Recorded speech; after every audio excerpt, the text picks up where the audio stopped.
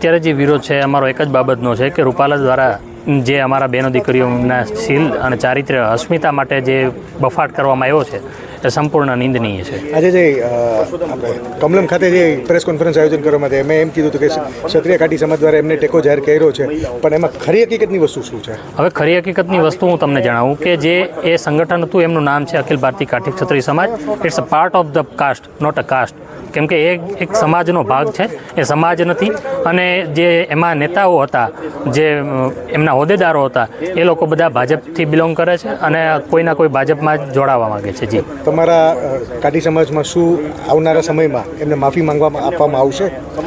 માફી બધી વસ્તુમાં માફી આપી શકાય. જેમ કે જમીનનો કંઈ પ્રોબ્લેમ હોય, મારામારીનો કંઈ પ્રશ્ન હોય કે બીજો કંઈ પ્રશ્ન હોય તો એની માફી હોઈ શકે. પણ જ્યારે સમાજની અસ્મિતાની બહેનો દીકરીઓની વાત આવે ત્યારે ક્ષત્રિય સમાજ, એમાંય કાઠી દરબાર સમાજ, જે કાઠિયાવાડ પોતાના નામે ઓળખાવે છે, એ સમાજ હંમેશાને માટે બહેનો દીકરીઓની સાથે રહ્યો છે. અને એમની જે પેલા અમારી તો એક કહેવત છે કે ભાઈ રામવાળા જ્યારે બારવટે ચડ્યા ને ત્યારે એ બારવટું કરતા હતા. એમાં વગડામાં એક જગ્યાએ ઊભા રહીને એક નાનકડી દીકરી 16 વર્ષની જે એની ઉંમર હતી એને આ ઢોર ચરાવતી હતી. તો રામવાળાએ ઊભા રહીને પૂછ્યું કે બેન, આ વગડામાં દીકરી તું આટલી એકલી છો, તને બીક નથી લાગતી? ત્યારે એ દીકરીએ એવું કીધું હતું કે જે એરિયામાં